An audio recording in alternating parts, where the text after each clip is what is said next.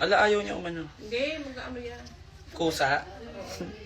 Ang dami kong ganito na. Ay, naabot mo nga yun. May ganun din ako. Una na malaki. Katabi ko yan siya matulog. Kasi color violet ko na wala. Tsaka isa pang kulay. Ay, alam ko na ba yung mga flashes kung ganyan. Sabi ko dito. Saan?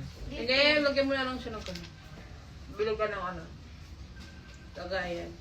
Ang dami kong gifts! Thank you so much, everyone! Tatlong ang lang. Tapos na ba to? Sobrang na-enjoy ko po ang naregalo niyo po sa akin.